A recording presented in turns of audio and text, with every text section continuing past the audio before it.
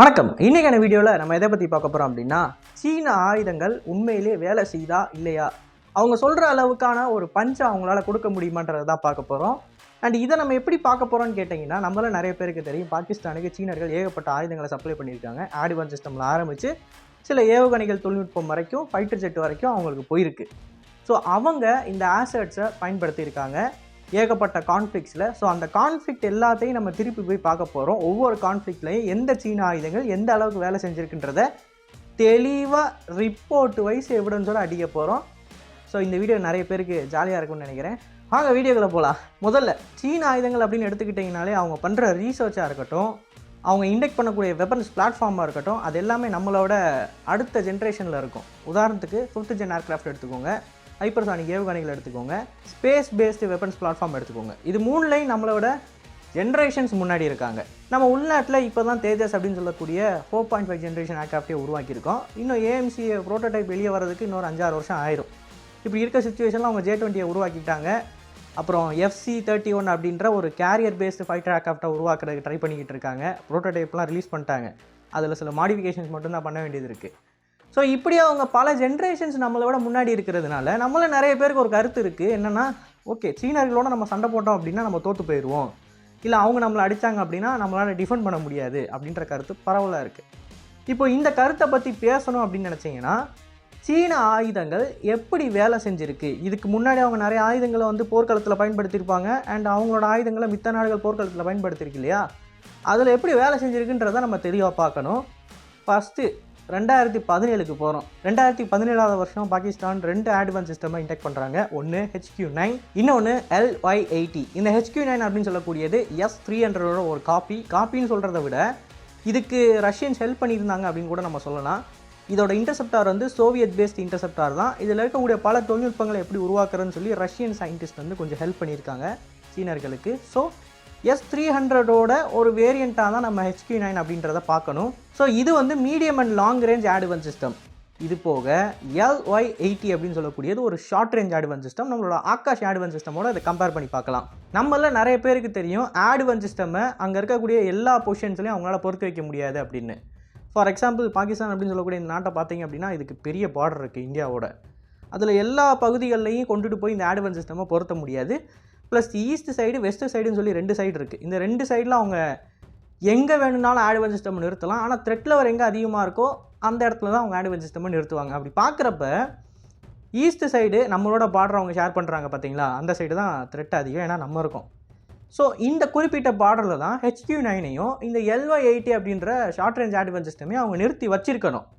And நிறுத்தி வச்சிருக்கிற சிச்சுவேஷனில் கரெக்டாக 2019ஆவது வருஷம் ஒரு சம்பவம் நடக்குது. பாலாகோட் ஏர் ஸ்ட்ரைக். நம்மளாம் நிறைய பேருக்கு தெரியும், ஆட்வான்ஸ் சிஸ்டமை எப்போயுமே ஆப்ரேஷனலாக வச்சுருக்க மாட்டாங்க, பல நேரங்களில் அது ஆஃபாக தான் ஆயிருக்கும் அப்படின்னு. ஆனால் இந்த குறிப்பிட்ட தீவிரவாத தாக்குதல் புல்வாமா அட்டாக் நடக்குது பார்த்தீங்களா, நடந்ததுக்கப்புறமா அவங்களுக்கு கண்டிப்பாக தெரியும் இந்தியா ரிட்டாலியேட் பண்ணும் அப்படின்னு. ஸோ அந்த சுச்சுவேஷனில் அவங்க ஆட்வான்ஸ் சிஸ்டமை ஆக்டிவேட் பண்ணி தான் வச்சுருப்பாங்க. இவ்வளோ பெரிய சம்பவம் அண்டை நாட்டில் நடந்துருச்சு அப்படின்றப்ப அவங்க ஆட்வான்ஸ் சிஸ்டமை ஆக்டிவேட் பண்ணாமல் வச்சுருக்க வாய்ப்பே இல்லை. அப்படி இருந்த சூழ்நிலையில் 2019ஆவது வருஷம் நம்ம உள்ள பாகிஸ்தானுக்குள்ளே ஊடுருவி போய் பாம்பை போட்டுட்டு வரோம். அப்போது நம்மளோட விமானங்களை அந்த ரெடார் சிஸ்டம் ட்ராக்கே பண்ணலை, எங்கேஜும் பண்ணலை, அவங்க ஆக்டிவேட் பண்ணி வச்சுருந்தோம். இது முதல் ஃபெயிலியர், ரெக்கார்ட் பண்ணப்பட்ட முதல் சீன ஆயுதத்தோட ஃபெயிலியர். இதுக்கடுத்து இன்னொரு ஃபெயிலியர் இருக்குது. அது என்னன்னு பார்த்தீங்கன்னா, பிரம்மோஸோட மிஸ்ஃபயர். நம்மளாம் நிறைய பேருக்கு தெரியாமல் நம்ம பிரம்மோஸை விட்டுட்டோன்னு சொல்லி ரீசெண்டாக நம்ம ஒரு விஷயம் சொல்லிக்கிட்டு இருந்தோம். அது தெரியாமல் விட்டோமா இல்லை தெரிஞ்சு விட்டோமான்னு சொல்லி ஏவுகணையை விட்டவங்களுக்கு தான் தெரியும். பட் இந்த ஏவுகணை பாகிஸ்தானுக்குள்ளே கிட்டத்தட்ட 120 கிலோமீட்டர் ட்ராவல் பண்ணி போகுது. 120 கிலோமீட்டர்ன்றது சாதாரண விஷயமே கிடையாது. 120 கிலோமீட்டர் ட்ராவல் பண்ணி போய் விழுகுது. ஆனால் இந்த ஏவுகணையை அவங்களோட ஆட்வான்ஸ் சிஸ்டமால் இன்டர்செப்ட் பண்ண முடியல. கண்டிப்பாக நம்ம ஒரு விஷயம் சொல்லலாம், இந்த ஏவுகணைகள் உள்ளே வந்ததுக்கப்புறம் அவங்க ஐடென்டிஃபை பண்ணியிருப்பாங்க, ஏதோ ஒரு பொருள் நம்மளோட ஏர் ஸ்பேஸை வயலேட் பண்ணுது அப்படின்னு சொல்லி. அப்போ கண்டிப்பாக ஆட்வான்ஸ் சிஸ்டம் ஆக்டிவேட் பண்ணியிருப்பாங்க. பட் ஸ்டில் இந்த ஏவுகணையை அவங்களால இன்டர்செப்ட் பண்ண முடியல. நீங்கள் HQ-9ஓட ப்ரௌச்சரை போய் பாருங்கள், அதில் ஸ்பெசிஃபிக்காக க்ரூஸ் மிசைல்ஸை இன்டர்செப்ட் பண்ண முடியும்னு சொல்லி அவங்க கதை கட்டி வச்சுருப்பாங்க. ஆனால் உண்மையிலே அது நடந்துச்சா? இல்லை. ஆனால் பாலாகோட் ஸ்ட்ரைக்குக்கு அப்புறமா நம்மளோட MiG-21 விமானங்களை பாகிஸ்தான் சுட்டு வீழ்த்துறாங்க பார்த்தீங்களா, அது ஆட்வான்ஸ் சிஸ்டமால் கிடையாது, ஆம்ராமால், அதாவது ஏர் டு ஏர் மிசைல் F-16லேருந்து ஃபயர் பண்ணி தான் சுட்டு வீழ்த்துறாங்க. அப்போ கூட ஏர் டிஃபென்ஸ் சிஸ்டம்லாம் அவங்க சுட்டு வீழ்த்தலை. இப்போது இந்த பிரச்சனை போய்கிட்டு இருக்கிறப்ப நம்ம ரஃபேல் விமானங்களை வாங்கணும்னு சொல்லி நம்மள நிறைய பேருக்கு தெரியும். 36 ரஃபேல் ஆர்டர் பண்ணுறோம். இந்த 36 ரஃபேல் விமானங்களும் இந்தியாவுக்குள்ளே வந்ததுக்கப்புறமா பாகிஸ்தான் என்ன பண்ணுறாங்க, ஒரு ப்ரொட்டஸ்ட் ஒன்று பண்ணுறாங்க, ஒரு கண்டம்னேஷன் கொடுக்குறாங்க. இந்த மாதிரி இந்தியாவுக்கு ஆயுதங்களை சப்ளை பண்ணுறது தப்பு. ஏன்னா இந்தியாவுக்கும் பாகிஸ்தானுக்கும் ஒரு இம்பேலன்ஸ் உருவாகும். 2 பேரும் பேலன்ஸ்டாக இருந்தால் தான் ரீஜனில் பீஸ் இருக்கும். அவங்க எங்களோட ஓவர் பவர் ஆகிட்டாங்க அப்படின்னா பீஸ் இருக்காது அப்படின்னு சொல்லி ஒரு ரிப்போர்ட் ஒன்று பப்ளிஷ் பண்ணாங்க. அஃபிஷியலாக அவங்க ஸ்டேட்மெண்ட்ஸ் கொடுத்தாங்க இதுக்கு எதிராக. இந்த சமயத்தில் பாகிஸ்தான் இதை எப்படி கவுண்டர் பண்ணாங்க அப்படின்னா J-10C அப்படின்ற போர் விமானத்தை வாங்குறதன் மூலமாக கவுண்டர் பண்ணாங்க. இந்த J-10C அவங்க வாங்குறப்ப நம்ம சைட்லேருந்து எந்த கமெண்ட்டும் வந்திருக்காது. கவர்மெண்ட் சைட்லேருந்து ஒரு கமெண்ட்டும் வந்திருக்காது. காரணம், இந்த விமானங்கள் மட்டமான விமானம், இந்த விமானத்தை வாங்குறதால எங்களுக்கு பிரச்சனையே கிடையாதுன்னு சொல்லியிருப்போம்.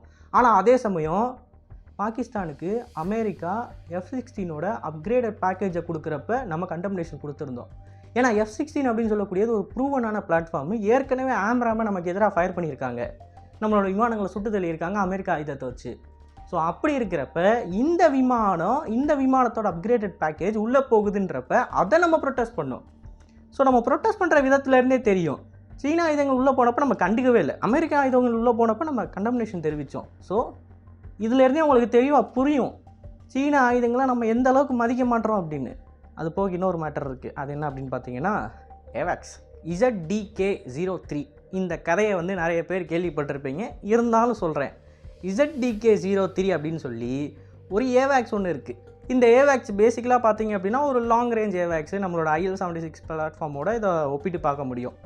இந்த AWACS அவங்க இன்டெக்ட் பண்ணதுக்கப்புறமா என்ன சொன்னாங்க தெரியுமா, உங்களோட எங்ககிட்ட AWACS அதிகமாக இருக்குது, நாங்கள் நினச்சோம் அப்படின்னா உங்களுக்குள்ளேயே பூந்து அடிச்சுட்டு வருவோம், ஆனால் நீங்கள் எங்களுக்குள்ளே வர முடியாது அப்படின்னு சொல்லி பயங்கரமாக பில்டப் பண்ணிக்கிட்டு இருந்தாங்க. ஐயோப்பா பயமாக இருக்குது அப்படின்ற மாதிரி தான் இந்தியாவோட ரியாக்ஷன் இருந்துச்சு அந்த டைமு. ஆனால் இந்த AWACSோட சர்வீஸ் டைம் பார்த்தீங்க அப்படின்னா இன்னும் 13 வருஷம் இருக்குது. ஆனால் 13 வருஷத்துக்கு முன்னாடியே அவங்க என்ன பண்ணிட்டாங்க, 2 மாதத்துக்கு முன்னாடி AWACSை திருப்பி கொடுத்துட்டாங்க. திருப்பி போன AWACS ரிட்டர்ன் வரப்போ ரேடார் இல்லாமல் வருது.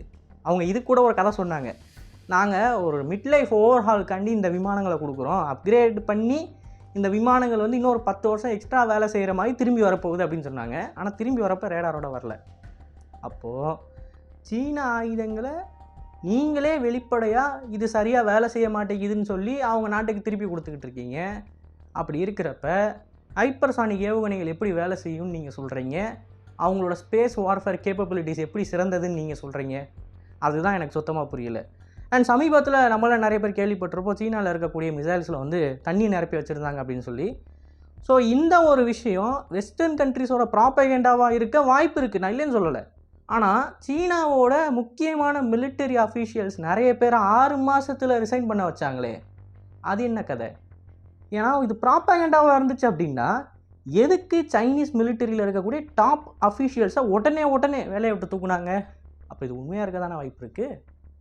ஸோ இப்படி சீனாவால் தயாரிக்கப்பட்ட ஆயுதங்களில் பழைய ஆயுதங்கள், அதாவது நான் புது டெக்னாலஜிக்குள்ளேயே போகல, ஹைப்பர்சானிக் ஏவுகணைகள் சைடே நான் போகல, 5th ஜென் ஏர்க்ராஃப்ட் சைடே நான் போகல, பழைய ஆயுதங்கள் surface to air missile, AWACS, அப்புறம் ஏர்க்ராஃப்டை ஐடென்டிஃபை பண்ணக்கூடிய ஏவுகணைகளை ஐடென்டிஃபை பண்ணி ட்ராக் பண்ணக்கூடிய ரேடாரு.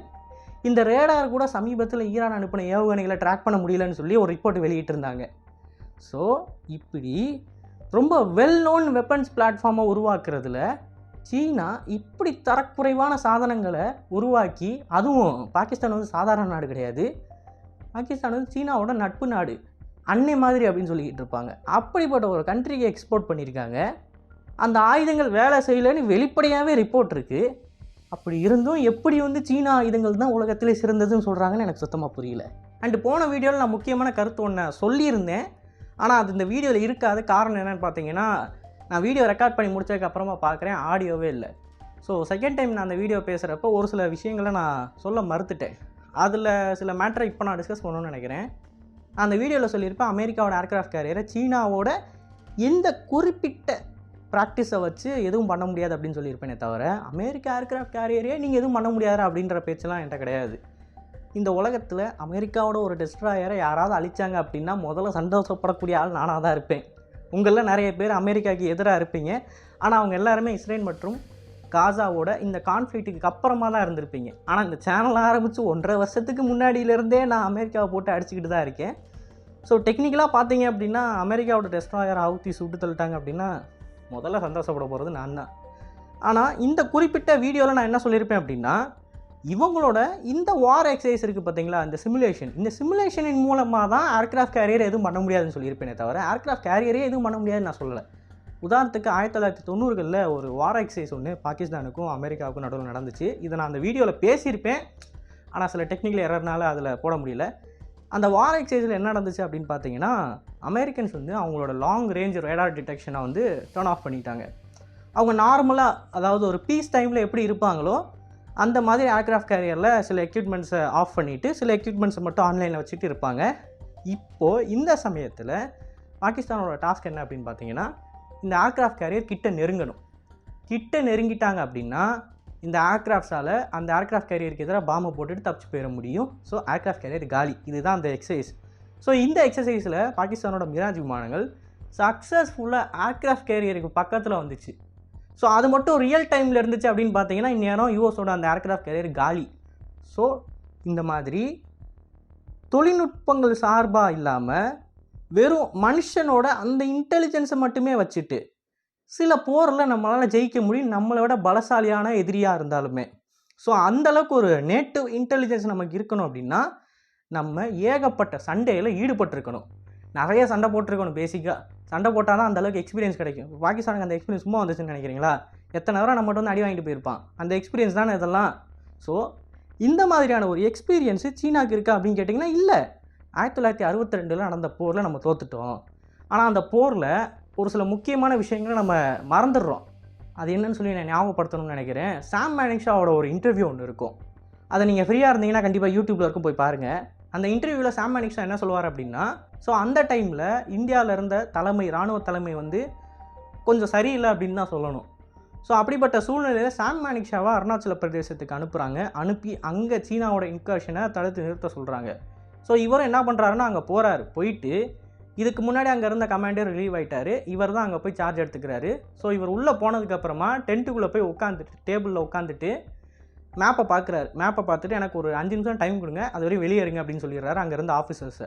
ஸோ அவங்கெல்லாம் வெளியே போயிட்டாங்க. இவரும் மேப்பை பார்த்துட்டு கொஞ்சம் நேரம் கழிச்சு அவங்கள உள்ளே கூப்பிட்டு, இதுதான் என்னோடய பிளான், இப்படி தான் நீங்கள் செய்ய போகிறீங்க, இந்தந்த ஆயுதங்களை எடுத்துகிட்டு இந்தந்த பொசிஷன்ஸை போய் ஆக்குபை பண்ணுங்க அப்படின்னு சொல்லி அவர் ஒரு ஆர்டரை கொடுக்குறாரு. அந்த ஆர்டரை கொடுத்த உடனே அவருக்கு கீழே இருந்த அந்த ஆஃபீஸரு தொப்பியை கலட்டி கீழே போட்டு finally someone is giving orders அப்படின்ற வார்த்தையை சொல்கிறாரு. இதை சாம் மேனிக்ஷா அவர்கள் அந்த இன்டர்வியூவில் சொல்லியிருப்பார், இப்படி நடந்துச்சு அப்படின்னு. இப்போ இவர் finally someone is giving an order அப்படின்னு சொன்னால் என்ன அர்த்தம்? இதுக்கு முன்னாடி இந்த இராணுவ தலைமை ஆர்டரே கொடுக்கலன்னு அர்த்தம். அந்தளவுக்கு மோசமான ஒரு இராணுவ கட்டமைப்பு அந்த டைமில் நம்மக்கிட்ட இருந்துச்சு. ஸோ இந்த தோல்விக்கு அப்புறமா தான் நம்ம மவுண்டன் கோர்னு ஒன்று உருவாக்குறோம், நம்மளோட இராணுவ தலைமையை வந்து சீர்படுத்துகிறாங்க, குவாலிஃபைடான ஆஃபீஸர்ஸ் மட்டும்தான் இங்கே இருக்க முடியும்னு சொல்லி ஏகப்பட்ட விஷயங்களை கொண்டு வராங்க. கொண்டு வந்ததுக்கு அப்புறமா அடுத்து என்ன நடந்துச்சு? எத்தனை போர்களை நம்ம சந்திச்சிருக்கோம், எல்லாத்துலேயுமே நம்ம ஜெயிச்சிருக்கோம். அதுக்கான காரணம் 62ல் நமக்கு இருந்த வீக்னஸை நம்ம அதுக்கு அடுத்து வந்த போரில் சால்வ் பண்ணிட்டோம். ஆனால் இதே இது சீனாவை கம்பேர் பண்ணி பாருங்கள். 1962ல் ஏஷியாலே வீக்கஸ்ட் மிலிட்டரி கூட அவங்க சண்டை போட்டாங்க, விச் இஸ் அஸ். ஆக்சுவலாக அதான் உண்மை. ஆனால் அப்படியே அவங்க சண்டை போட்டு அதுக்கடுத்து போய் வியட்நாமில் சண்டை போட்டாங்க, என்னாச்சு? தோற்று போயிட்டாங்க. அதுக்கடுத்து எந்த சண்டையுமே அவங்க போடலை. ஆனால் இந்தியன் மிலிட்டரி எத்தனை வாரம் பண்ணியிருக்கு. ஏஷியாலே ஒரே ஒரு கண்ட்ரி செகண்ட் வேர்ல்டு வாருக்கு அப்புறமா aircraft carrier active war zone operate பண்ணது நம்ம தான். ஸோ இப்படி ஏகப்பட்ட விஷயங்கள் நம்மக்கிட்ட இருக்குது. ஸோ நான் சொல்ல வர கருத்து என்ன அப்படின்னு பார்த்தீங்கன்னா, எவ்வளோ பெரிய ஆளாக வேணாலும் இருக்கலாம். உதாரணத்துக்கு இந்த இஸ்ரேல் ஹமாஸ் வார் எடுத்துக்கோங்க. ட்ராஃபி அப்படின்னு சொல்லக்கூடிய இந்த சிஸ்டம் எங்கிட்டிருந்து சுற்றி ஆர்பிஜி வச்சு அடித்தாலும் டேங்கை காப்பாற்றும். ஆனால் அங்கே ஒரு ஹமாஸ் வீரர் என்ன பண்ணார்? ட்ராஃபியோட ரேடார் கீழே பாம்பை வச்சுட்டு ஓடி வந்துட்டார். அந்த ரேடார் வெடித்து செதறிடுச்சு. இப்போ ஆர்பிஜி வச்சு அடித்தா அந்த டேங்க் எந்த சைட்லேருந்து அடித்தாலும் டேங்கு காலி. ஸோ இந்த மாதிரி ஒரு நேட்டிவ் வார் இன்டெலிஜென்ஸ் அப்படின்னு சொல்லக்கூடியது இருந்துச்சுன்னா எவ்வளோ பெரிய டெக்னாலஜியாக இருந்தாலும் அதை நம்மளால் தோக்கடிக்க முடியும். அப்படிப்பட்ட ஒரு விஷயத்தை தான் அந்த வீடியோவில் சொல்லணும்னு நினச்சேன். ஆனால் டெக்னிக்கல் இஷ்யூஸ்னால என்னால் டீட்டெயிலாக பேச முடியல.